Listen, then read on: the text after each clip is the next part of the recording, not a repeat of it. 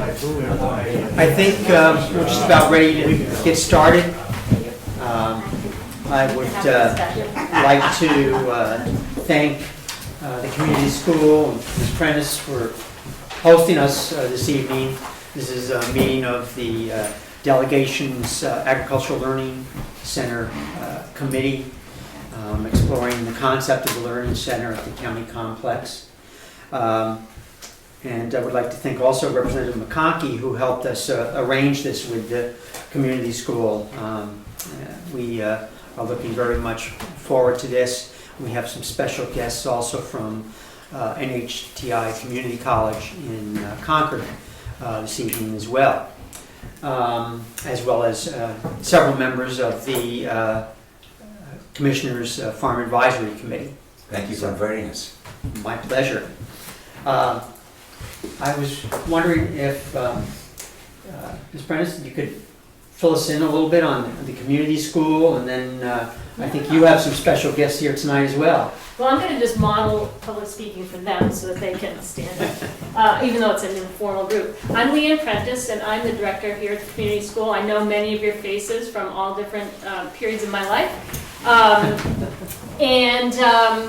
We are a grade 6 through 12 private school, and we have a college preparatory focus, and what that means to us is that all of our seniors apply to colleges. We spend a lot of time really working with them to choose the college that's really going to fit them, their desires, their strengths, what they want to do in their lives. And in the past 9 years, we've had 100% college acceptance rate.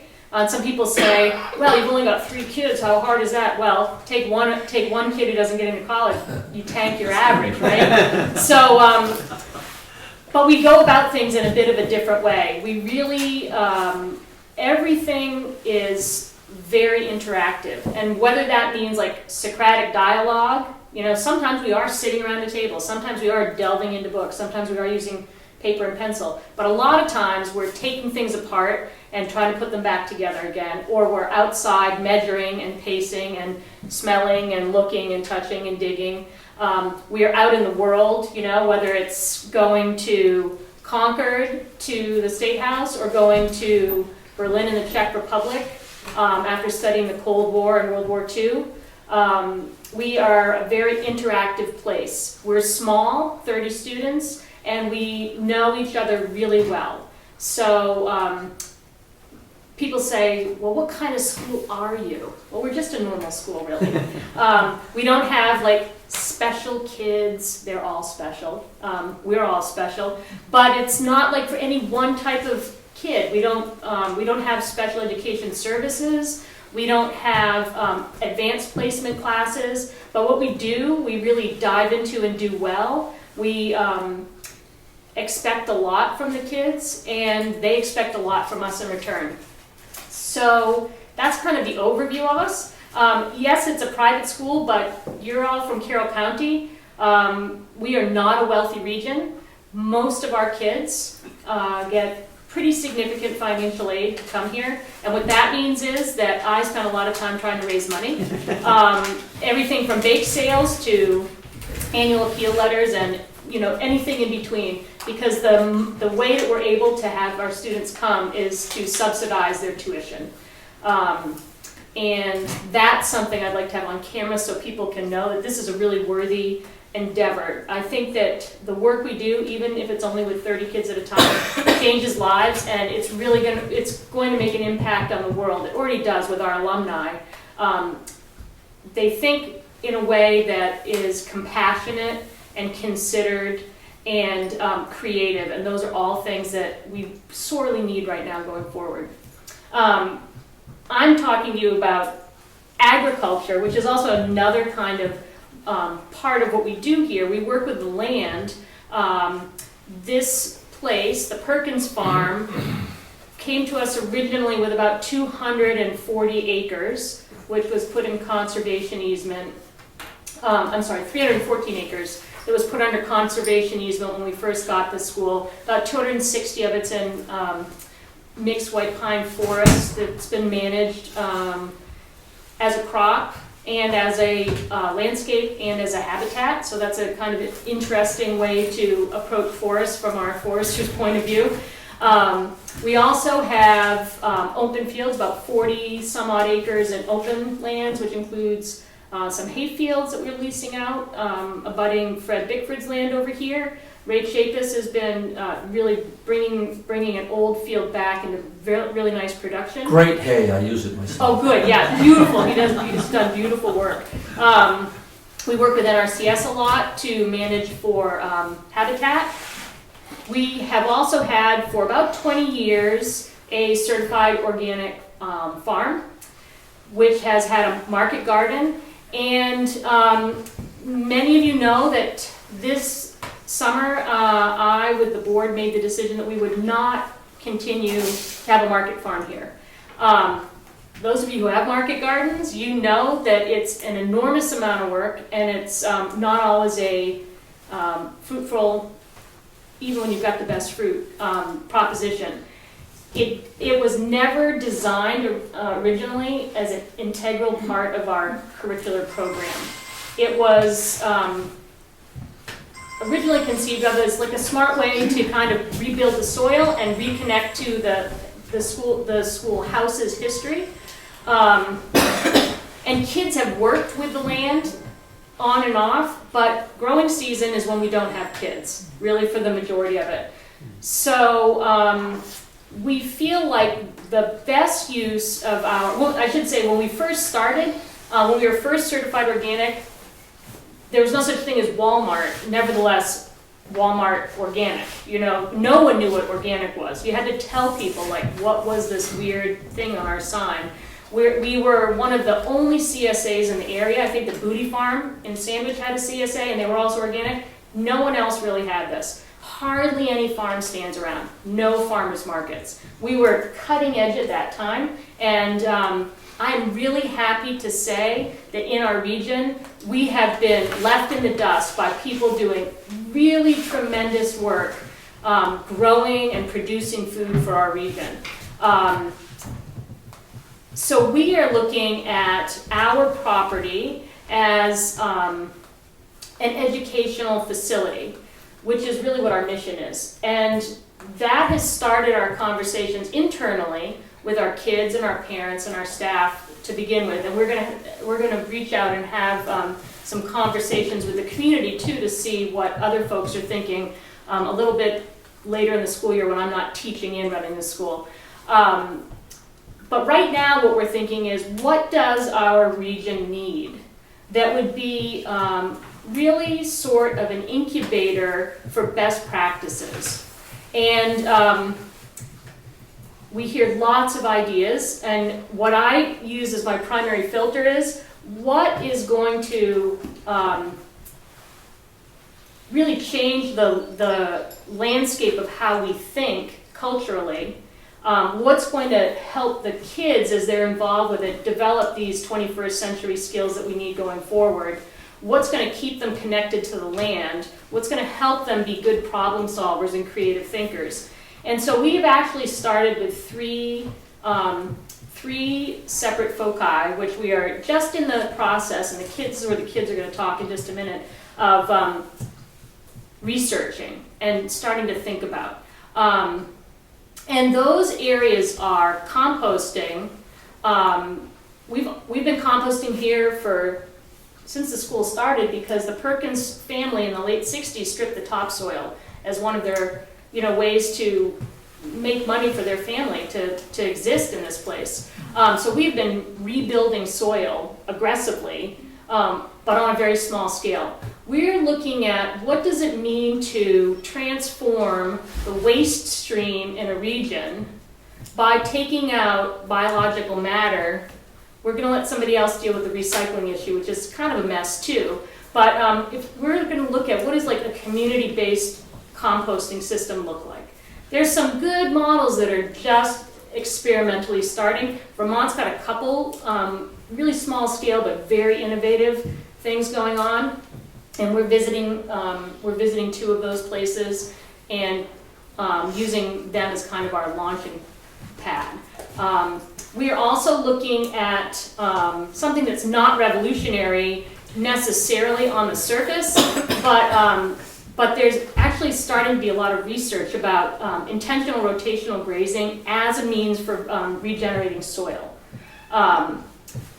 So we just acquired a really lovely gift from the Remick farm, which is 3 ewes who are, we are not breeding them. They are living happy early retirement, and also we have 4 hens who are working with them, and they are part of our nascent process, and the kids are going to talk about what they've started to learn about rotational grazing and how doing that in a very compressed sort of timeline and using space in a really dense way can make crazy soil gains.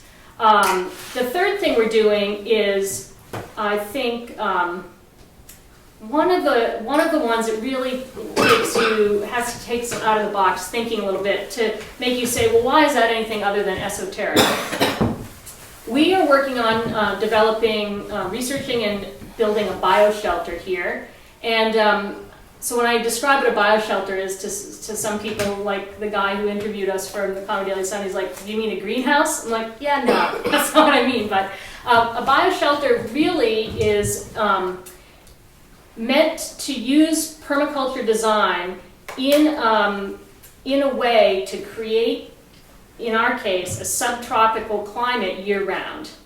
So through the architectural design of the greenhouse, because that's what it's going to look like to most people, using heat sinks, using something called a climate battery, which we're going to try to do without any, we're definitely going to do it without any petrochemical carbon use to generate the electricity that we would need for fans, and we're going to try to do it without solar, if we can really just learn our physics the right way.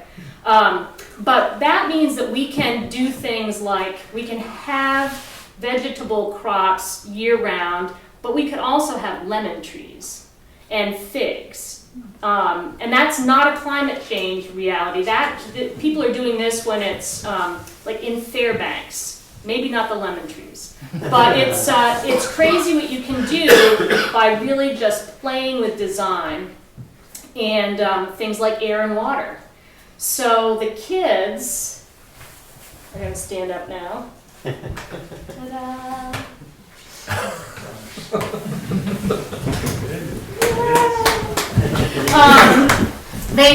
I like dragged them into this. This is completely extemporaneous on their part. They have not rehearsed for this. They are like, what are we supposed to say? So first, why don't you just introduce yourselves and tell what grade you're in. I'm Abigail Bird. I'm a sophomore here at the community school. I'm Grayson Losa. I'm a freshman.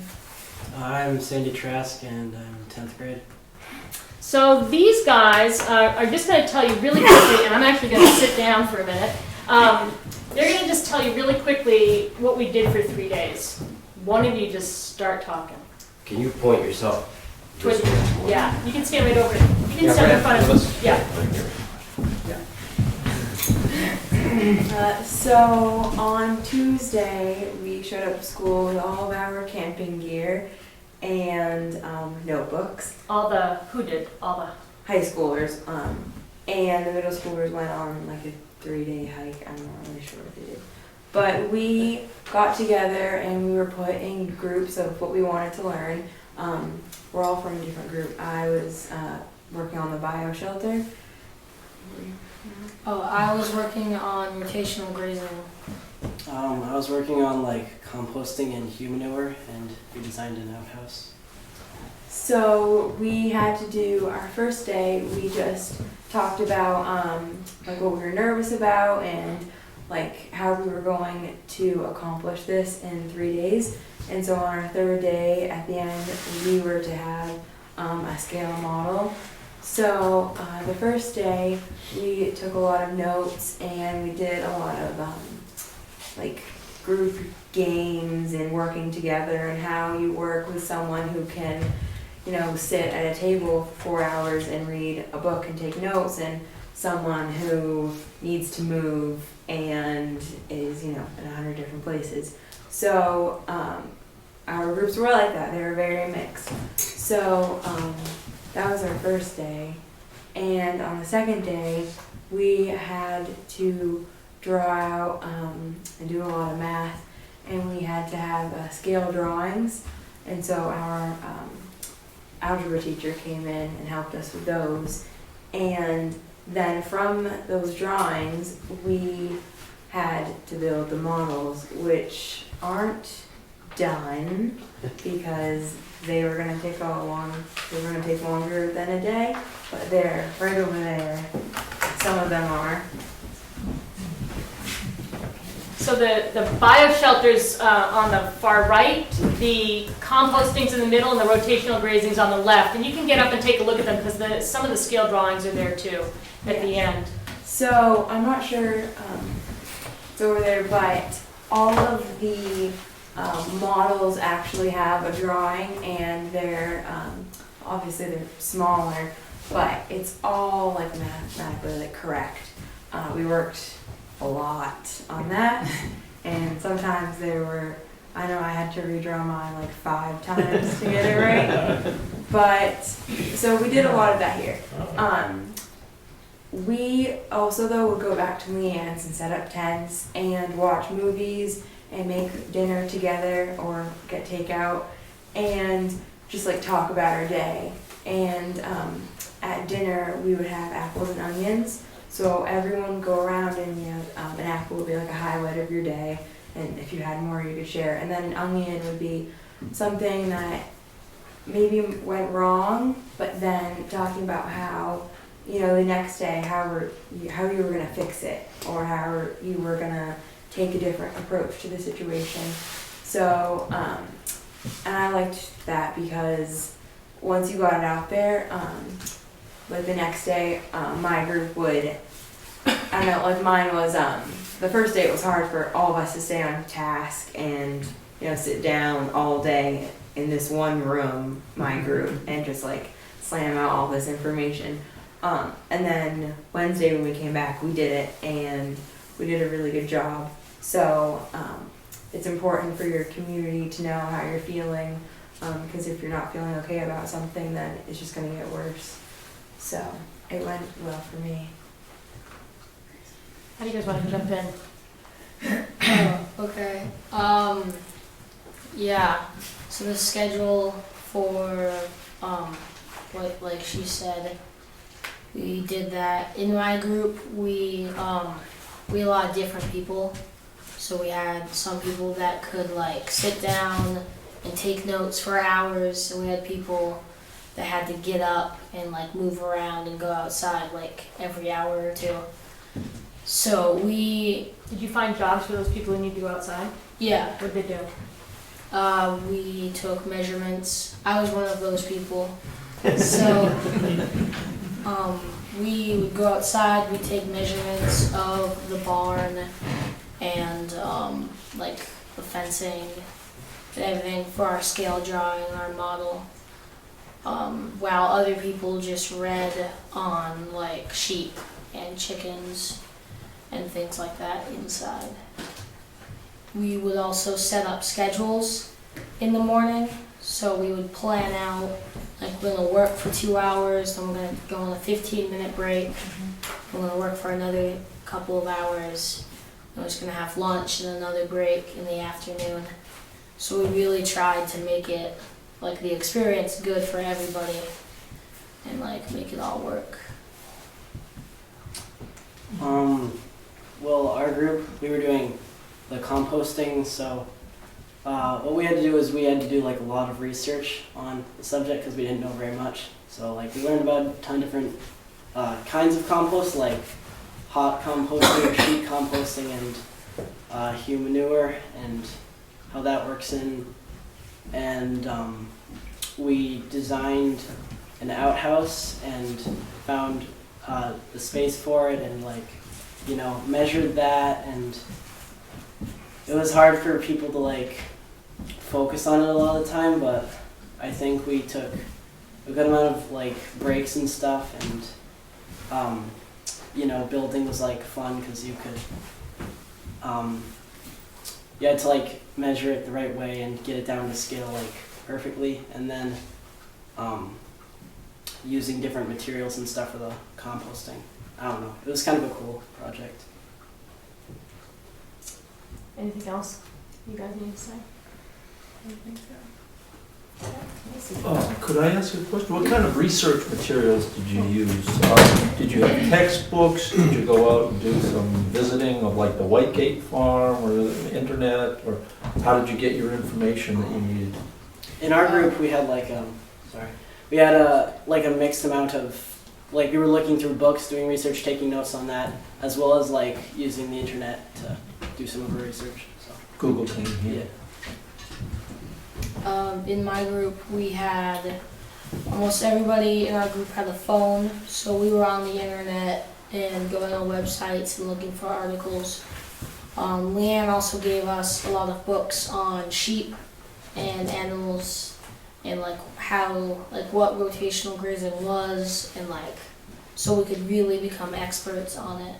So we had all of those. What are you doing on the 5th? What? Where are you going for your research? Vermont. I don't know. What's it going to be for? For Vermicon? No, your bioshelter workshop. I wasn't really. Oh, they signed you up. Abby's going somewhere. Her group signed her up. Sorry, Abby. Abby on the 5th. Your mother just paid for you to go. We're going, the bioshelter group and I are going to go to Holyoke, Mass. to Farm Forest Food and going to their bioshelter workshop. It's a design workshop. So we're going to bring our design and talk through it with them after being part of that. So we're, what you see here, and I'll open this up to you too, the kids are going to spend, not next week, but the week after, 3 days back in their groups preparing to present. They're going to finalize their research, they're going to fine-tune their models, and I've reached out to people I know who are familiar with these practices, and I'd say any of you would be welcome if you'd be interested. On the 10th, Thursday the 10th of November, we also, I'll put another plug in, we have on Thursdays at noon, almost every week, unless we have a vacation, a community meal here called the Farmer's Table, and it's a lunch using locally sourced food, and it's just by donation. So some people don't really put much in the bucket at all. Some people put $20 for their lunch. It's really what you can afford or think the meal's worth. They're always open to the public. And so we're gonna have that meal, and then at 1 o'clock after the meal, the groups will be set up in different places, and we're going to have not only the middle schoolers who were not part of this challenge, we'll have the middle schoolers and our staff kind of rotating through, but we're also going to have people who are the community experts, hearing the presentations and then questioning and giving feedback so that the kids can take their work to the next level. Because the intent really is that these projects are all going to be, they're the architects of these projects.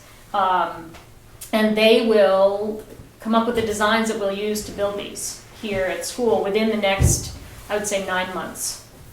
So by the time they're done in June, we will have definitely groundbroken for Full scale. Full scale, yeah. They will be done with scale. Full scale will feel like glory after all that math. Yeah, full scale working models, including the outhouse, which is like half the school is horrified at the thought, and half the school is really excited. And I did look up the RSAs. I want you to know before we do this. So I know we've got other things on the docket, so I think that's it for us. Unless there are questions. Yeah, any other questions for the How many Great staff students. members do you have here? So I am the only full-time staff member. And then everyone else is part-time. Sometimes part-time looks like full-time for us, but the teachers are really pretty specialized. For the earlier years of the school, people wore many hats in the classroom, and that ended up feeling really difficult for teachers, to go from teaching Spanish to teaching algebra to teaching, poetry.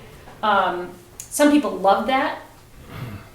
Most people it was really hard for. So we've found that more people are interested in working part-time in a specialized area that they're really passionate about. So that being said, we probably have, including like our farmer's table cook and our bus drivers, we probably have about 20 staff members for 30 kids. So it's a pretty good ratio for the kids. Yeah. Yeah. Those are the adults that they would come in contact with on a regular basis. So you have a bus that picks kids up? We have 2 buses, one that goes up into the North Conway-Freiburg area and one that goes out towards Keyser Falls. It's gone as far as Standish. We run the bus routes based on where kids come from. We've had buses that have gone to Plymouth, to Edinburgh, depending on who comes and needs. Once we get a little critical mass from a region, we just send a van over. We're going to have the opportunity to talk with Lee and Okay. some more afterwards. We have some special guests who drove a long way to get here tonight, so we wanted to get to them, and we wanted to thank the students and get them on early in case they wanted to leave. But thank you very much for your presentations and explanations of your projects. It's a great job.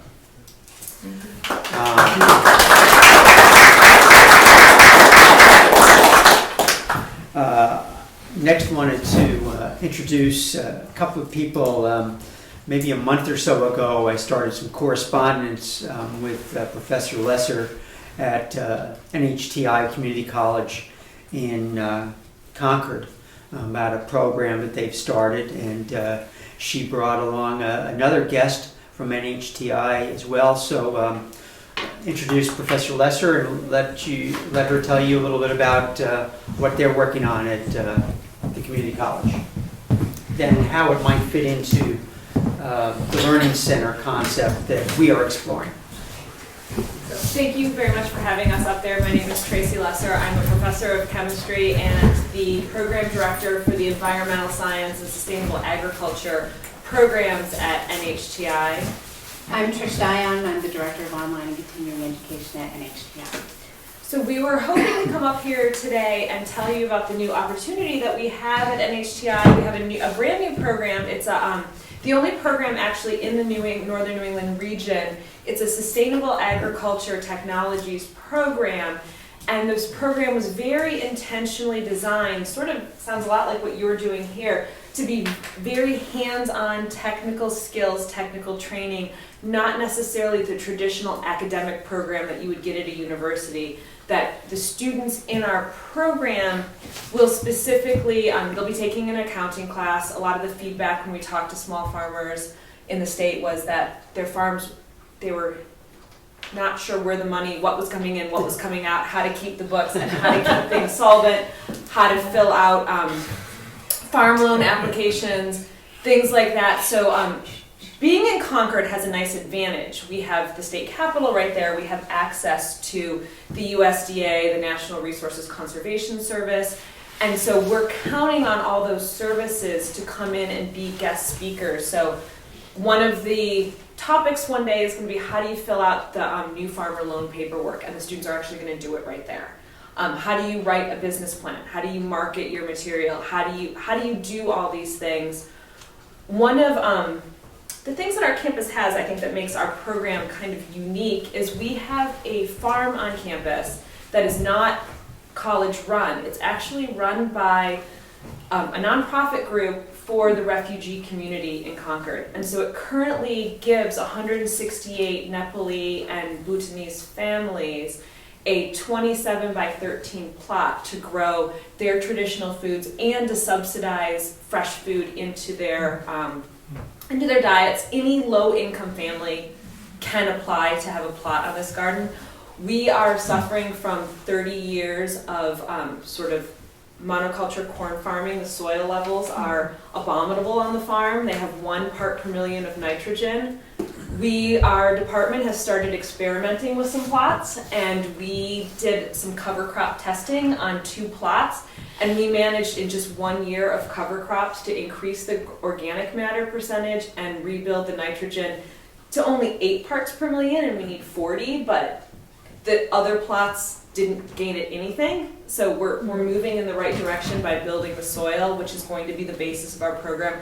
How do you build your soil? How do you build your organic matter? How do you sustain that over years and years and years? And we wanted to keep this program intentionally short duration, low cost, and accessible to students in the state, especially in the rural. And that's where Trish comes in, because she's going to talk to you about the opportunities for online and distance learning for students up here. Or Running Start and E-Start if you're still in high school. So 2 courses in this program can be done at a distance, which cuts down the nice commute from here to Concord. The accounting course and the marketing course. But if you're still in high school, you can take both of those through our E-Start program for, I believe it's $100. Or Running Start, but I think that's a different sort. But the E-Start and the Running Start courses are set up throughout the state. They're not just with NHTI. Although the E-Start courses are delivered through VLAX, it's still an NHTI college credit course for $100. And that's how that, so half of this, almost half of the program could be delivered online. There's one course that Glenn and I were speaking about. This is something we've piloted in the past with some of the other schools, of having, perhaps at the Carroll County Complex, having a room that's set up with video but live feed. So they're live with me in Concord. So they're not commuting to Concord. They're sitting in a classroom. But when they can ask me a question, I can hear them, I can answer the question. And even though they're sitting in Carroll County, they're getting the education that's available in Concord, because then we can pull in enough students to do that for them. The other opportunity is 2 of the courses in this program are designed so the students are actually at someone's farm. They are working, they are learning, they are being mentored, they're driving tractors, they're doing everything. And so typically to run a course we need 6 students. And so right now the program is designed to have these farm sites within the Concord, Hopkinton, Canterbury region. But there's no reason if we had 6 Carroll County students that we couldn't partner with one of the local farms up here and have those students taking those 2 courses and getting their NHTI credits here. And so that's what we're hoping with this program, to see students from the rural regions get the education that they need, get the tools that they need to succeed, and then come out, be able to either purchase or lease land, start their farm, and stay in the state and contribute to the state. Yes. What's the in terms of a degree, or people go through your program, what do they end up with in terms of academic credentials? Well, there'd be a couple choices. Right now, the only program, that's offered is a certificate program. It's a 1 year, 17 credit hour. The current rate is $200 a credit hour. So you're looking at $3,400 for the program, which still puts you in a good threshold to apply for loans because your student loan isn't so high. We are currently in the process. We have an associate's degree that has gone. It's passed through our faculty curriculum. It's passed through our administrative institutional leadership, and it's going on to the systems level. All 7 community colleges and the chancellor's office will vote and decide if we can have that associate's degree. We're hoping that will pass and we'll be able to offer that program soon. We're also working with COLSA, the College of Life Sciences and Agriculture at UNH, has expressed an interest in making that a 2+2 articulation agreement. So then students, the certificate program, if they choose to do that, all those credits would count towards the associate, and then that would continue to move their way up so a student could get their education at many levels. No, I am glad to hear that, because like many people here, used to live in New Hampshire, and I actually owned a farm that was farmed by a graduate of their 2-year agricultural school. But community colleges are awesome, And, but the coordination with the four-year colleges has been lacking. We're working very hard Well, on that. good, and UNH is a great, the Thompson School. I'm a graduate of UNH. Well, awesome. Their natural resources Well, very good, department. and they do a great job, and the Extension Service likewise, so. Yeah, it's through the cooperative extension that we've made these connections. And also Green Mountain College has expressed interest, some of the private schools throughout the region. But the Thompson School has amazing 2-year programs in horticulture and cows. Ours is more, I would say, a technical skills program. What are the minimum things that you need to get on the ground and get going?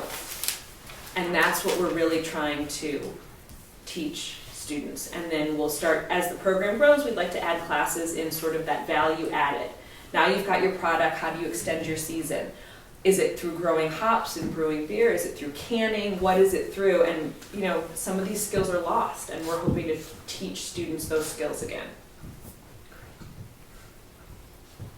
The distance learning aspect, that's going on currently Yes, already in parts of the state, is that correct? everywhere, yeah, all over the state.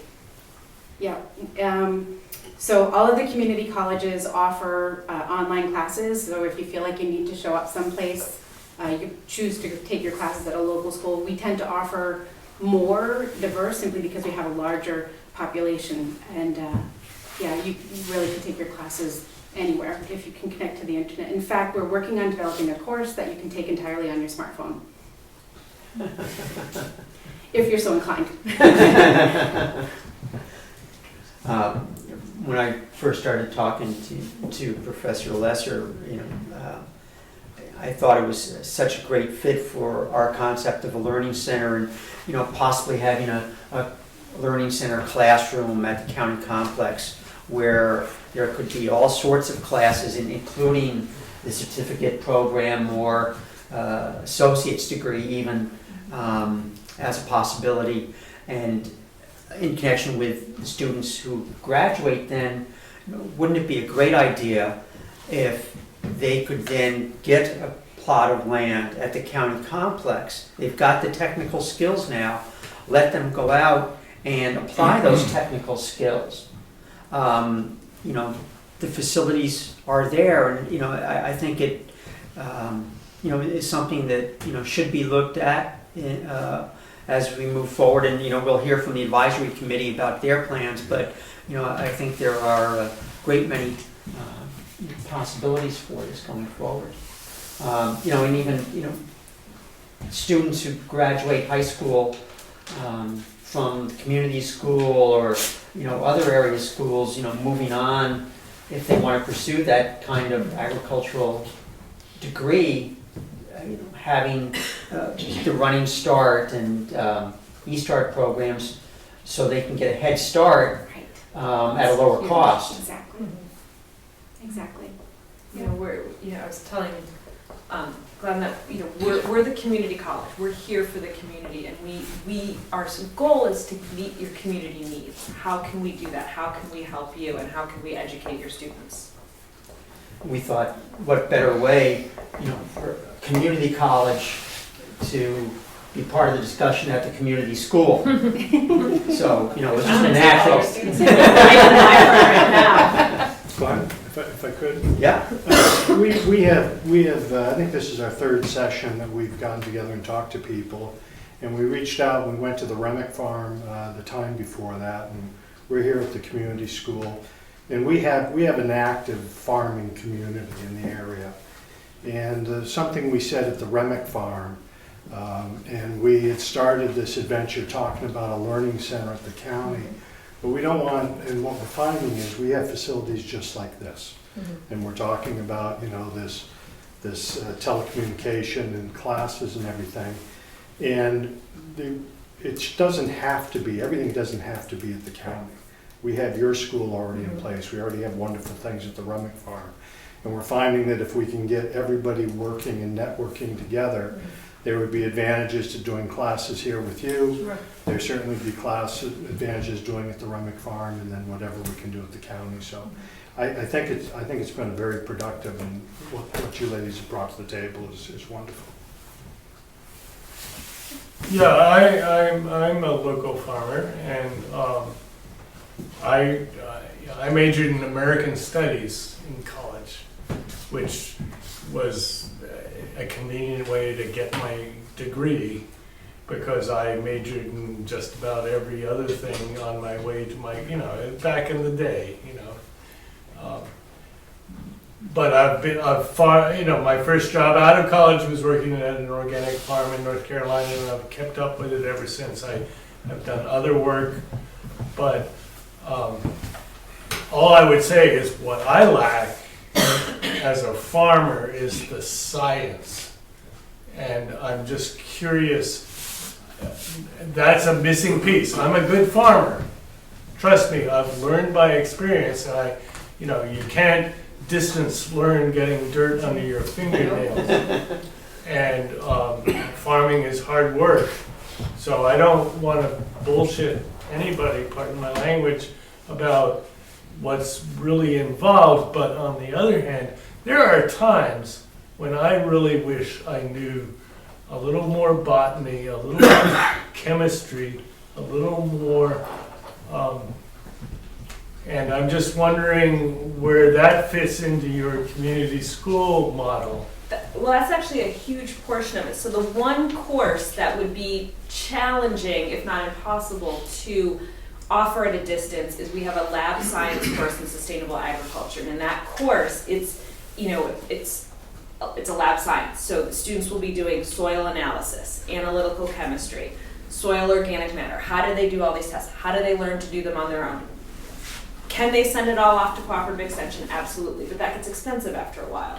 So how do you do these things on your own? If you're looking at your soil, can you make some interpretations on your own? So they'll be doing some environmental science, they'll be doing botany, we'll be doing pest identification. We will, really a lot of chemistry, and that's where they'll be up in my lab. I heard you were a chemistry professor. Yeah, so, that was my first, my background, my training is geochemistry. It's looking at how water goes through soil, goes through streams, how do you pull the nitrates out, the dissolved organic carbon. So in developing this program, that's my bias, so that's going to be into the program. But then there was also those technical skills that actually being out on a farm and getting your hands dirty. And what we hope is that when these students are partnered with a farm, that they're then bringing those samples from that farm back to the lab, and we're analyzing together and we're learning how that works. Okay, now, related, my wife and I just got a work horse, and the horse needs shots. Well, I've had some other farms back in the day, and the vet said, hey, don't call me, this is how you do it. Is there an animal Not yet, part? but okay. it's on. I would just say that Right. That's We've got because some of us are not getting away from tractors and going back totally. back to the 19th century, And that's where, I have this vision that on this farm on NHGI's property, we will have some sheep and we'll have chickens and we will be doing rotational grazing. I'm going to have to get that. It's a property that's owned by the state, so we're going to have to work on that. However, we have sort of, where do I see this program in 10 years? What are we going to keep adding? And the animal component is huge. Right now, a lot of that's being done at the Thompson School, but we would like to offer smaller portions of that where students do learn to sort of do those things on their own. Have you talked to anybody, Antioch's Ed department for the graduate school has an excellent cluster model where if you get X number of students, they will bring the whole program to you. And that's actually how I got my master's, through them.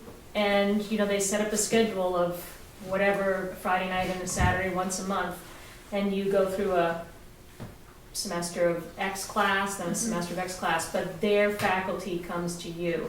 And I think about something like agriculture, where it is so place-based that some things can be done online. Like you can work on business plans online.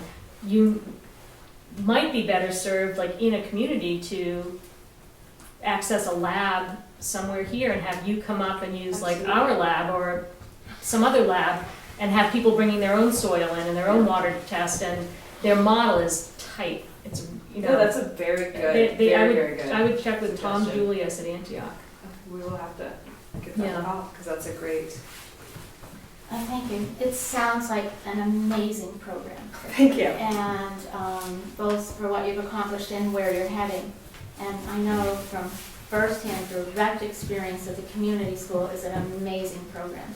And I will add that Sterling College is also an amazing resource. But is there anything that these amazing programs cannot do without public participation on the county level? A lot. Well, one is, I mean, we need, you know, I can't offer this program without farmers that I can send students to. No, I mean at the governmental unit of the county. Do you need county government in order to continue with your plans? Is there anything that can't be done in the private and non-profit sector? Oh, that's a really good question. Not. Well, I'll give you plenty of time to think about it. Yeah, that's a good. Because that's our dilemma. You know. Yeah, as how. What is the role of the county in this movement and work that needs to be done? My first gut reaction is funding students, getting them down there, helping them out, helping them, having a place for them, to perhaps, now they finish the program, where are they gonna lease land? Where are they gonna farm? Maybe that turns out to be the county farm, gives them a lower cost lease because they finished the program and gives them a chance to start. That's a great idea. And then would it need to be the county that did it, or could a private landowner do it? I don't know. That's a really. And I'm just asking questions. No, for- this is Yeah. why I'm here, because I think we're at the birth of this program. And it's not gonna grow and it's not gonna be successful without the public's input, especially from people who are actually farming and are at the county levels. Since we were looking at, the group of us, anyway, looking at the Learning Center concept, I thought that this fit in very well. And since there is so much available property on the complex, that another step could be low-cost plot of land, such as they're doing with the refugee population down in Concord, for certificate graduates to actually apply their skills and to get a start. Everyone needs to start someplace. And, you know, as I said in the beginning, I think it's something that clearly should be looked at, you know, as we move forward. You know, and we'll talk to Steve and his group about the advisory committee's plans and feasibility study and all. But, you know, I think that this, for us, is just another box on our list of opportunities for how learning and teaching agriculture can help a new generation of people in that industry and the cultural roots of agriculture in Carroll County. I was just gonna, can I just direct something to Susan? Honestly, I'm ignorant of the scope of the county's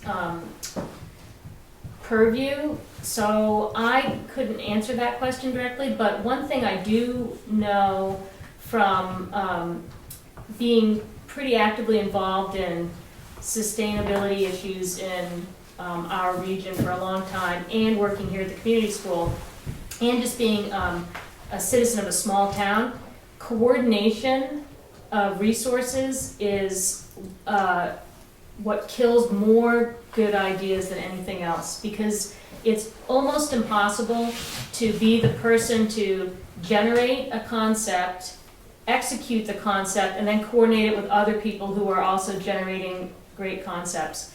And I think about, I'm going to get the North Country Farmers Cooperative, is that the right name? Yeah. You know, we were contacted by them, I guess 3 years ago now, because they had that great vision of kind of having the corridor that came down Route 16 and then went across 25, and they were going to stop along the way at key places. Farmers were going to be able to bring their wares, and they were going to be like the vehicle, the coordinating vehicle to get it out. So if Alex Ray wanted fresh lettuce, he was going to have X fresh lettuce. We have a walk-in cooler set up for that. We got a grant for it, and then it just disappeared. And I don't know at all why it disappeared, but I can completely imagine why it did. And that kind of coordination that is purely like an administrative function by somebody who has, like, that's their purpose. If that could happen at the county level, there's so much going on, as Mark said earlier, that is really like almost retro-revolutionary here. They could really soar if there were some mechanism that did not rely on me being the one that had to, like, while I'm doing everything else, track down outlets. So that's one thing I think of when you ask that question. So may I follow up? So what are you envisioning, as we're just brainstorming here, a taxpayer-funded professional position to coordinate this kind of activity? I had not thought of it at all until you asked me. But I'm just saying that is something that I'm throwing out to this crowd as being the gaping hole into which so many good ideas fall. Understood, thank you. Yeah. Sir? Yeah, no, before I bought my farm in Tamworth a couple of years ago, I had lived in Sandwich for many years, but and my mom, I come from an old Tamworth family, but my dad was in the diplomatic service, and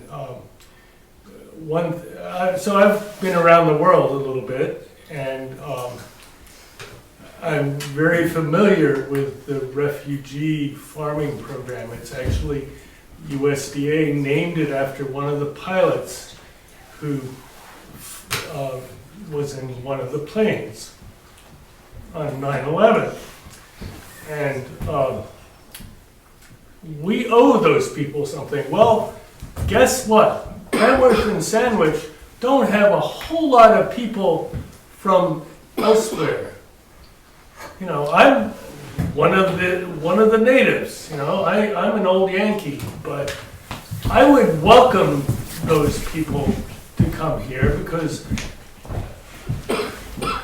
they work hard, and so if there's a way, I mean, I'm just saying, it's wonderful what you're doing in Concord, and I know Manchester's had a program for many years that an old friend of mine, Eero Rutila, used to run, and they know how to grow things, and you know, New Hampshire, to our credit, has welcomed people, but it's also been less than welcoming at times, and so I don't consider, you know, I'm trying to make a living, and the county farm to me is an available piece of land that we are rich enough as a state and a nation and a county to share with people who come here and are willing to work hard.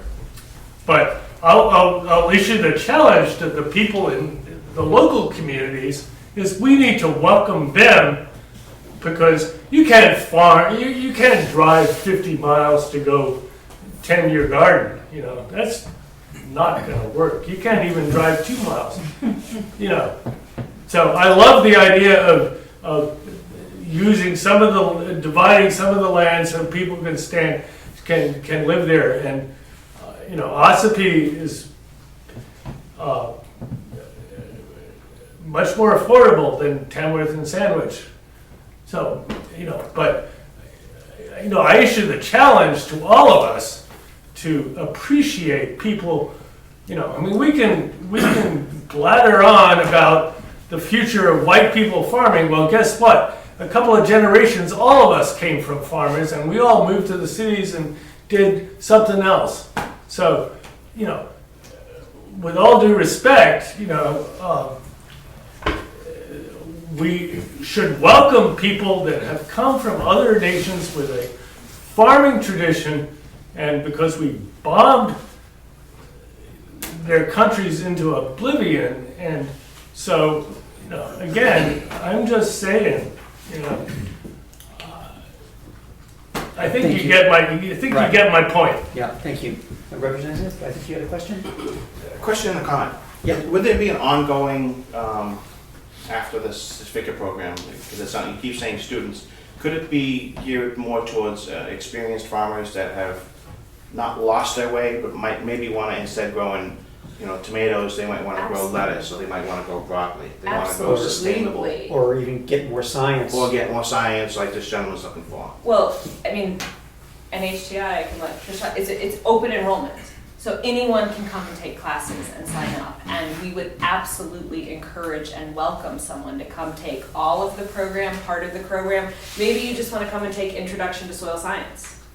Or someone wants to come and just take agroecology.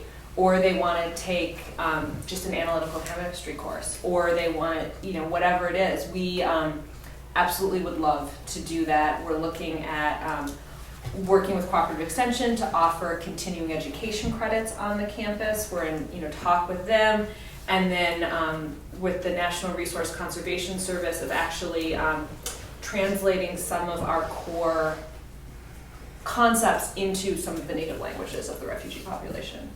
And the last I checked, our youngest student was 14, but our oldest was 74. Can I follow up on? Yeah, sure. Could there be a way to incorporate the challenges in Carroll County specific to a lesson plan or something like that to have sustainable crops here? Absolutely. I think that would be when we built the sustainable agriculture course, it's specifically designed to be a special topics course so that depending on the student population, let's say everyone comes in and they want to be a greenhouse tomato farmer. Well, then I'm going to make sure that that's what we're covering. But if we've got all students from Carroll County who are looking at a shorter climate, they're looking at the challenges that are faced up here, then we're bringing in the people and teaching it to that particular climate, to that zone. One more thing. So say a gentleman, grows wild on tomatoes, but the lettuce crop doesn't grow. Could there be a way to find a variety or test the soil or be able to move the different soils that you guys are talking about to be able to allow them to grow tomatoes and lettuce next to each other? That's what we're hoping to do, and that's what where the sustainability part comes in, is what are the co-plantings, the building the soil, the putting it all together, the how does, do you need high tunnels, do you need greenhouses? We've got a population in Concord that really loves African eggplant. That's a very hard crop to grow in New Hampshire because it has a much longer growing season. We are very fortunate the Thompson School has been growing it for us in their greenhouses. But how do we grow ethnic crops in a New England climate?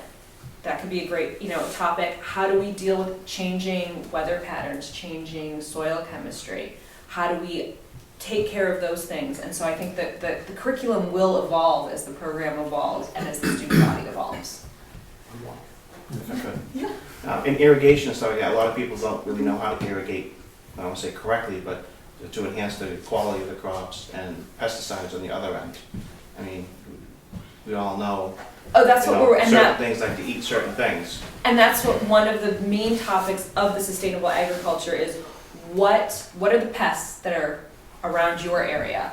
How do you avoid those pests? How do you identify them? How do you plant things that aren't susceptible to those pests? And then with the irrigation, there's a lot of research coming out of North Dakota right now, where by building the organic matter in the soil, you've got your rows of corn and you've got tons of cover crops in between those rows, that the soil moisture is staying. And so in a climate up there where the rainfall is less than it was even here this summer, they're not irrigating because their soil is holding on to that moisture. And that's what we want to teach students. How do you do this with minimal pesticide or no pesticide use?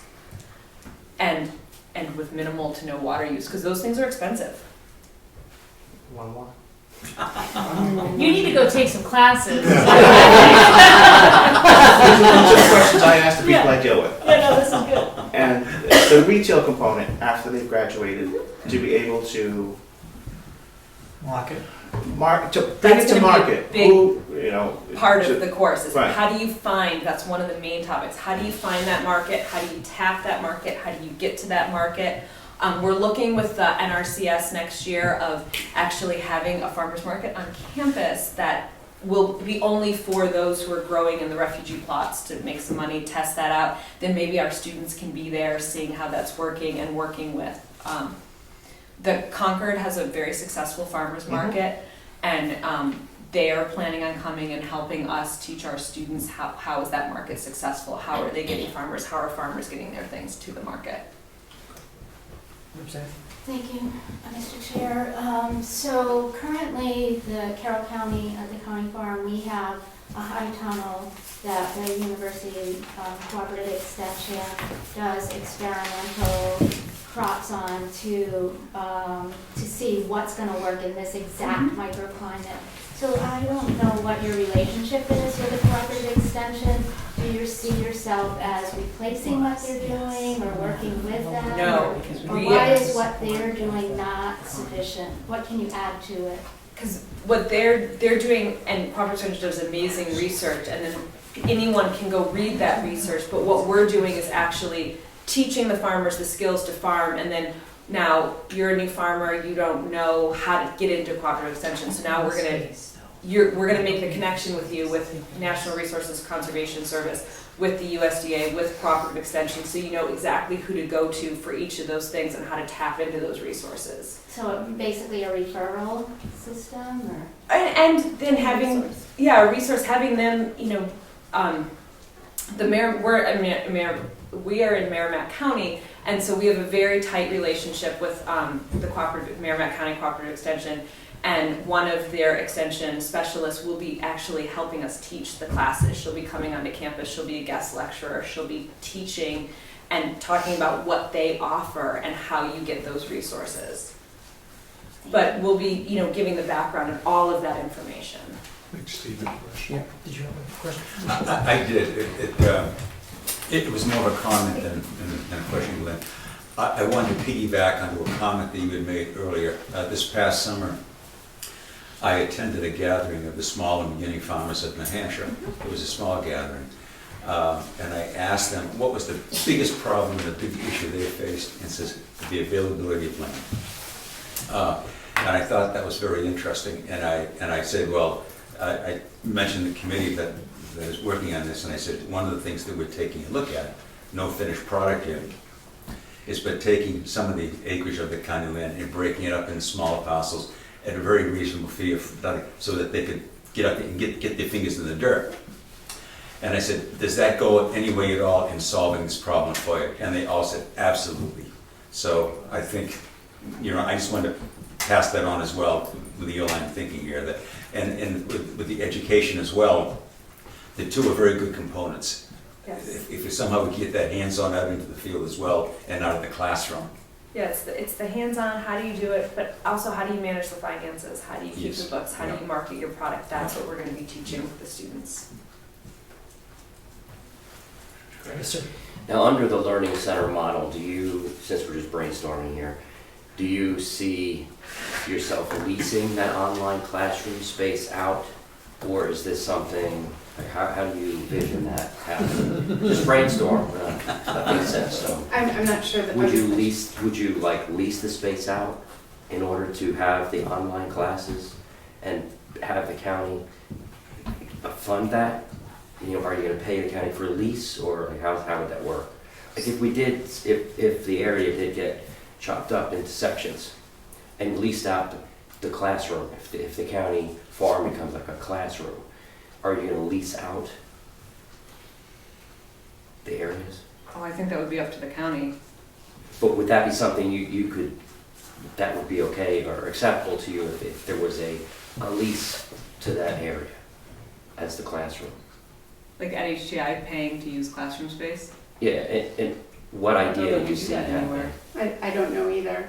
And again, I think that would be the partnership between the county and the college. Okay, so then that you would have agreement on what to do, because I'm sure we can, in this area, we can find more than just 6 people. And we need students and Because I have a You need greenhouse. education. Because I have a greenhouse at home and I need help with it. So I would be probably one of the first people, so.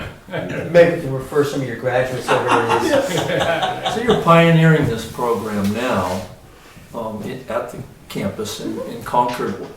What do you see as far as a time frame for expanding and getting some projects going, perhaps with some of the counties, Well, the classes Carroll are, the classes that we're offering are offered right now. A student could come to NHTI and sign up and take accounting, marketing, either online, in person, at night, during the day. I mean, those are there. Those are available. You could sign up and you could start. I think accounting started yesterday. So I mean that is there. This is the right now.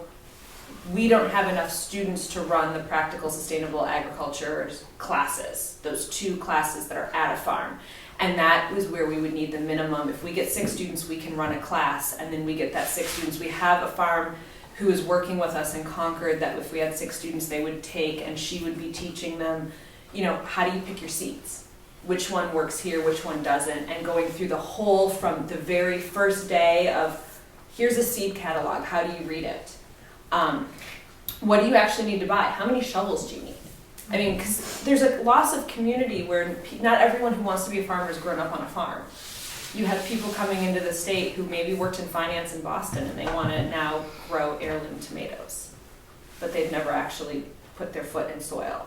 So we've got those, and then we've got kids who've grown up on farms. And so once we have the students, because the program just got approved this summer, then we can start offering those courses. And that's where I was saying the practical sustainable agriculture class, if we had a Carroll County contingent of students, then we could take that person who is that farmer, their transcripts, hire them as the professor, and start teaching the class at their location. and possibly if there was enough interest in the county, have a field station at our 600-acre, on our 600-acre That would be farm. lovely. I see Tracy's office just moved. Because the I'm land's thinking that my small children would love this school in a couple of years, and so And I maybe think, we'll just transfer. I think you mentioned you have experience in Ossipee as well. Yes, when I was in grad school, the Ossipee River watershed was one of my watersheds that I collected water samples on, looking at nitrate flow once a week, all of the tributaries for an entire year. So I spent a lot of time creeping around, grabbing water samples on the sides of roads. And I think that land is available right now. It's like 500 acres. So yeah, I mean, I could see there's a ton of potential to grow our program and to serve the students that are living up here in Carroll County. Do you deal with small engines, and do you deal with forestry?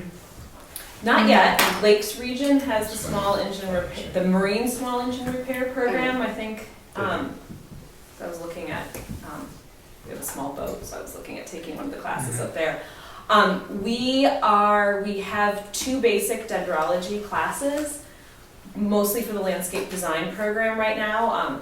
Many moons ago, when I was at UNH, I taught the dendrology course there for the forestry majors as a graduate assistant, and would love to that was one of my favorite courses, coming up to the Ossipee Pine Barrens and trucking around with students and showing them all the different trees. It was a lovely course to teach, and I would love to offer that one down there again. I want to piggyback on this because that small engine maintenance, we have had the same tractor here for maybe 16 years, and that thing has been rode hard and put away wet, I want to tell you. And we've had like a rotating door of farm managers, and part of that goes to land. We get young people who are really passionate about it, and after a couple of years they want to go do their own thing and not work for someone else. Perfectly reasonable. Not one person who's been a farm manager for us in the past 6 farm managers, and I say this without exaggeration, has been willing to sit still for a lesson on how to grease a tractor. And so you would say, like hydraulics rely on some basic principles here, And that with the woman the farm that we're thinking of partnering with to teach students, one of her lectures was going to be farm equipment maintenance. You have to do it. It's one of your biggest investments. lawnmower at home. I luckily drive by the New Hampshire prison, and they used to repair small engines. You can drop it off there. They charge $1 an hour. You pick it up when you're done, and then you have a perfectly working lawnmower again. But not everybody has access to state prison. Do you find instructors? We do find instructors. We put out on our, you've done hiring. Yes, we have an application for hiring, so, yeah. The whole system, the whole community college system shares that same hiring site. And so we have a lot of adjuncts. But you just do it in Concord area, you don't do it. We are doing it. Right, Would you? unless they started a branch location That's up right. here, That's we right. need Up professors. here, you know, you've got, there's the other 2 community colleges that are up here, but they're not offering the same programs. So, thank you. So currently, and I don't know if you know the context for this, but I don't know how much I'm going to go into it. But currently, or up until recently, our county farm served as an employment training program for our inmates at the House of Corrections. Is there an opportunity to continue that function through your program? I'm sorry for asking the really hard questions. No, I don't know. I think the, I would think certainly with online learning, there would be possibility for online learning Thinking that if you, at the county facility or any facility. right, I mean, if you qualify to be in the program, there's no reason why you But couldn't. there would, I guess I would just say, in order to go forward, to see if this partnership, potential partnership, meets the needs of the county, one thing we'd have to look at is how could we use your program as a hands-on training program, work skills program for inmates at the House of Corrections. You don't have to have the answer to that tonight, but that's something that we, as a delegation, need to consider as we consider options. I just want to mention also, on the side table over here, there's plenty of brochures and information about NHTI. and we will leave all that up here so you can pass it on to your high school kids, anyone else in the area that you think would be interested in doing our programs. Did you have a question? Professor, how much overlap are you going to have with the Thompson School? With what? With the Thompson School. So we very intentionally and deliberately designed the program to not overlap the Thompson School. That ours is more of a technical skills-based program. Theirs is a little bit different.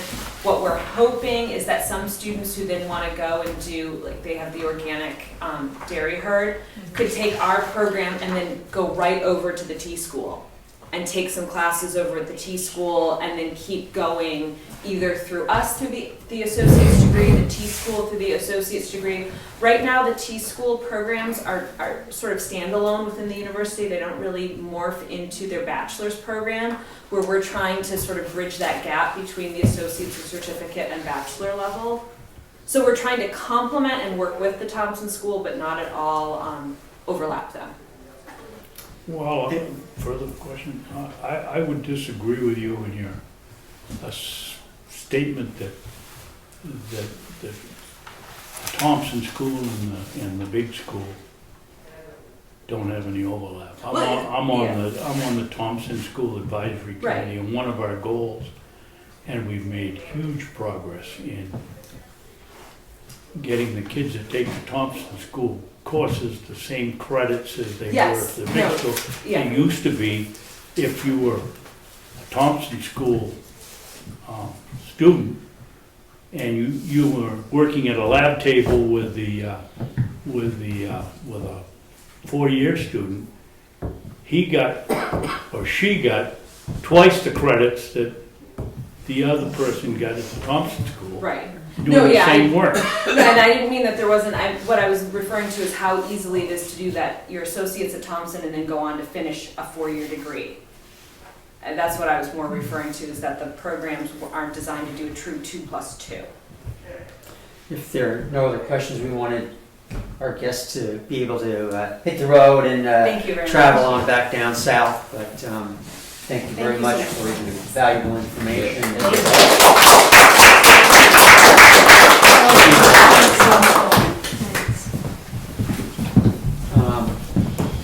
Would you like to take the reins back Talk some and more? talk some more about the community school and maybe the challenges that you have faced? Well, I think that the primary challenge is just that we're small. Like, our biggest blessing is our biggest curse. That we're small and we're smack dab in the middle of Carroll County. So we don't have wealthy benefactors, we don't have wealthy families, so everything's done on a shoestring. And we have some really incredibly smart people in our community, both on staff, within our alumni, within our families and our supporters. But it's just, like I joke around saying I'm head chef and bottle washer. I am the head chef and bottle washer. I cook for our fundraising dinners and I clean the dishes up afterwards, and like I mop the floor for you to come today. Like, a lot has to get done and if you're all involved in agriculture somehow, I'm preaching to the choir, because it's always, reuse the bailing twine. So it's a struggle. It's a struggle to get the word out too about I hope that you thought it was pretty interesting what the kids were talking about doing. And it's hard to get that word out. We have 2 newspapers in the region, and they are both virtual monopolies with, I've talked to the editors about, we cannot get an article or a press release published in the Salmon Press in Meredith because we are not in their zone. They have very strict zones. So just letting people know that we even exist, letting people in Moultonborough know we exist is hard. And when you only have a 30 family pool, even though we've got concentric circles of alumni and supporters, it becomes difficult to get that word of mouth going that a bigger entity can have. So talk to all your friends, tell them the cool things that are going on here.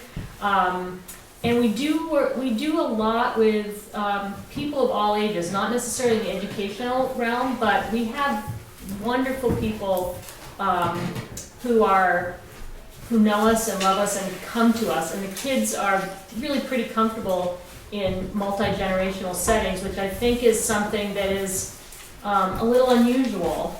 Part of it is because I make them give me their phones every day when they walk in the door. But I guess I would just say the hardest challenge that we have, other than just paying the bills every month, is getting the word out that there is some amazing stuff going on with education, and there are some really bright and creative and kind people, kids who want to change the world in really good ways, and they're ambitious, and they're a bunch of sweethearts, So it would be nice if more people knew about them too and the work they do. Are there any rules or legal matters that affect the students as to what they can do? It's insurance. Yeah, insurance.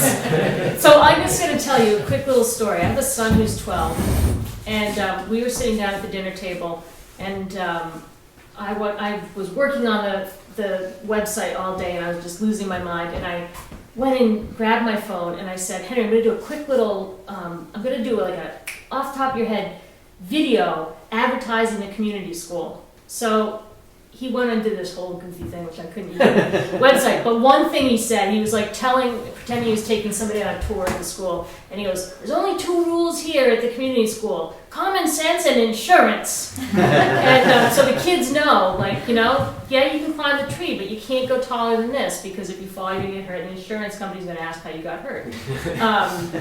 So they're not really... because we're an independent school, we are certified by the New England Association of Schools and Colleges, which is the same organization that accredits Harvard and accredits Kennett and accredits, schools that are accredited. It's a 10-year cycle, so we're accredited by them. The state of New Hampshire says we have to fly an American flag, we have to teach American government, we have to teach New Hampshire history. and we have to like have fire inspections and things like that. The curriculum is completely up to us. We don't have to do standardized testing. So I don't know if that's what you're asking. Yeah. Yeah. So we're not lawless, but we can do a lot that you can't do in a bigger school setting, either public or private, because it's a pretty intimate space, and we can be very flexible. Like when something comes up that we want to address, we can just go with it. It makes for good spontaneous learning.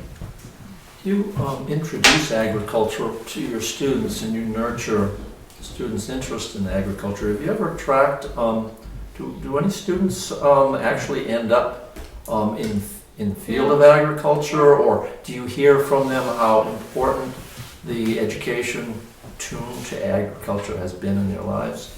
I would say yes and yes. I would say that we definitely have some kids who are farmers. We have kids who have gone to different four-year colleges, kids who have gone to graduate school and have come back to be commercial farmers. We have people who work on the land as loggers, because we really do, historically we do a lot with forestry too, because we have that 260 plus acre pine stand. I think what comes across more is it's more connection to place. That I think our alumni have a real respect for place, and they know how to get to know a place more intimately than perhaps we do in this busy world. And when I say the place, I mean the people. They value human relationships, but they also value the relationship with their land and with their seasons and with their, the bear in their backyard. They pay attention to those kinds of things. Yeah. Hi, I am really just here. I've been a neighbor and a supporter of the community school for quite a while. But I came tonight because there was an article in the Conway Sun, which I'm not sure expressed what, but I wish if anybody could recap what is the story with the farm that the county currently owns?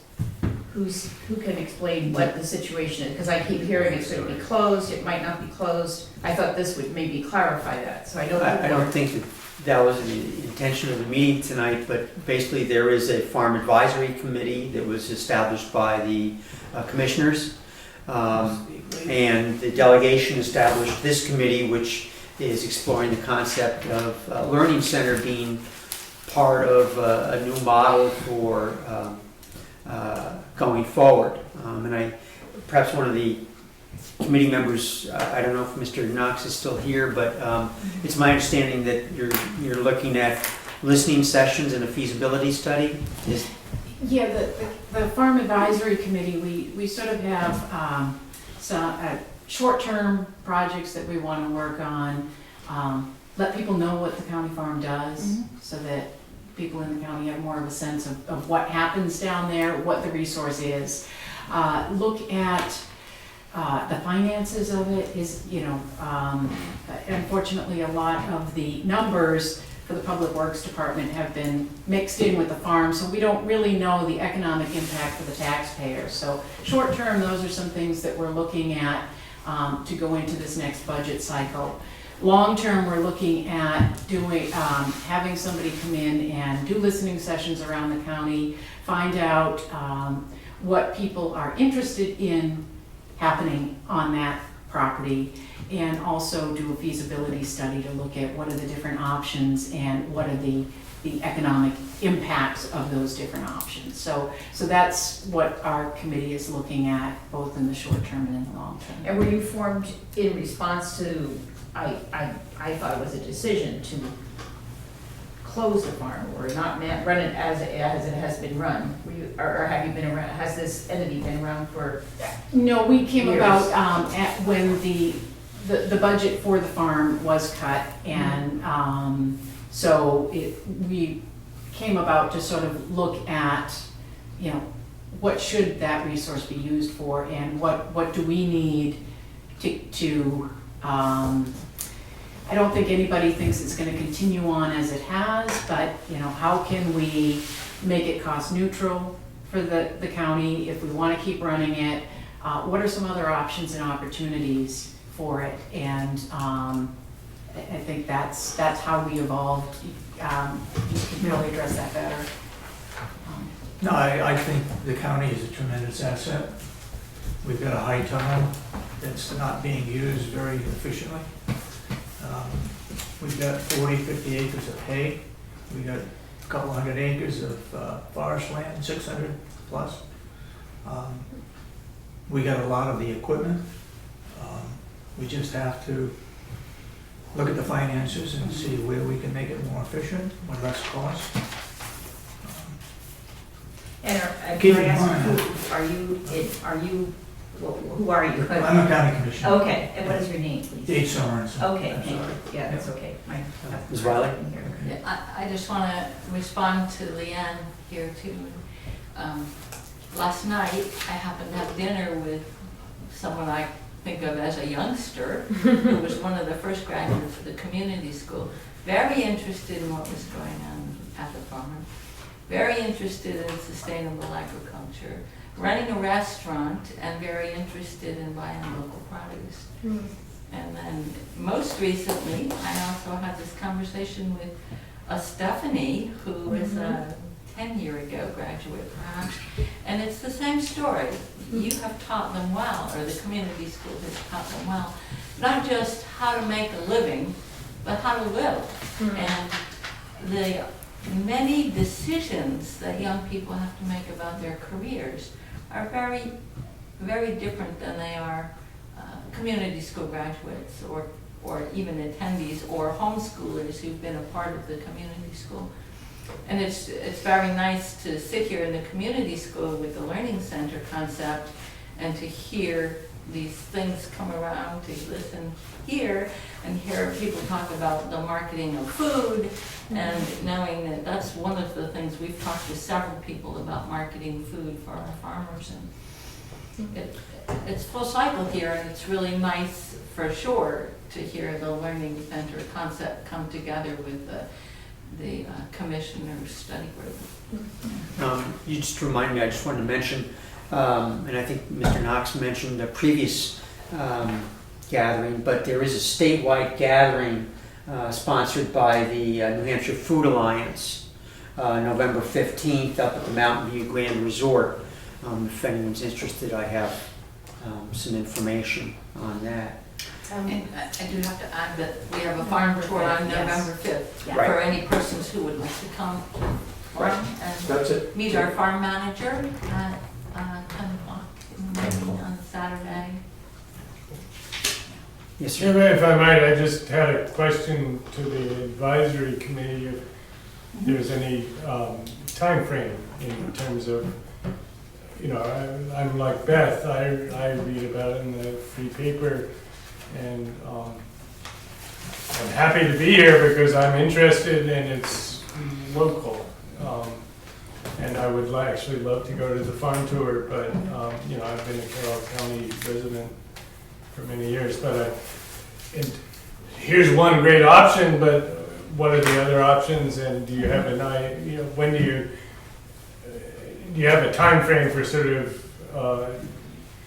putting it in the paper so the rest of us all know about it?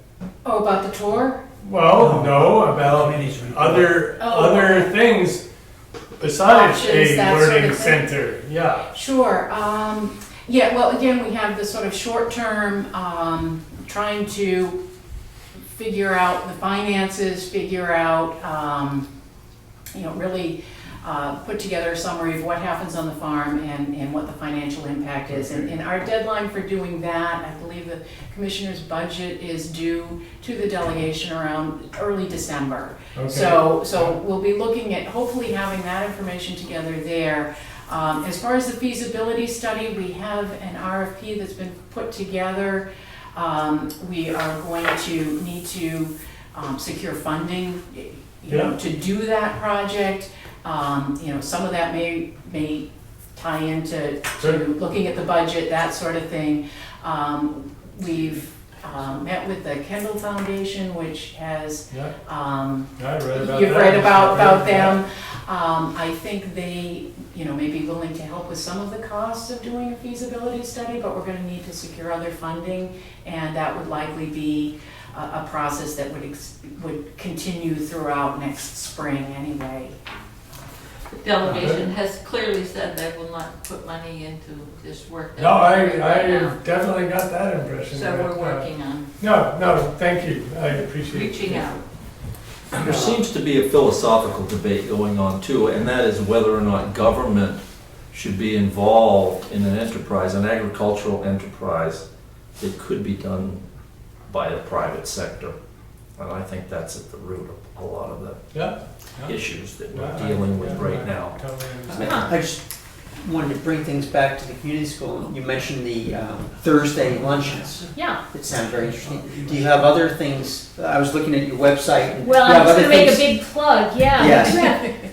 So, starting last year, we took all of our high school students to the Czech Republic and Germany for about 10 days.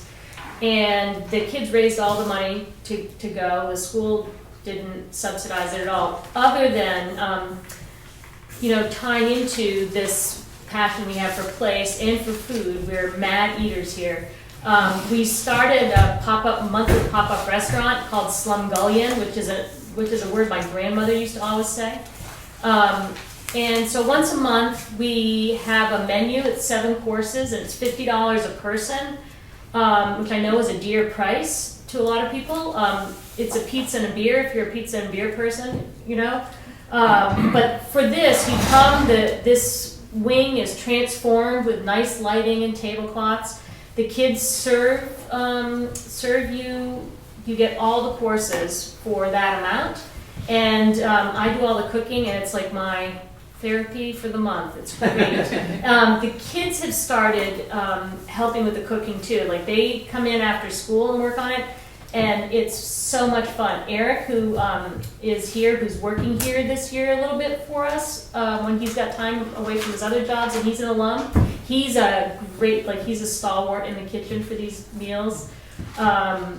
And so this year we're going to continue with this tradition. And the first one is the 12th of this coming month, the 12th of November.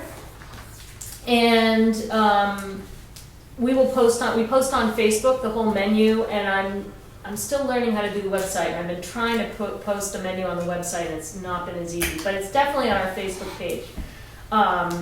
And all of the food's locally sourced: the meat, the dairy, the vegetables, the fruit.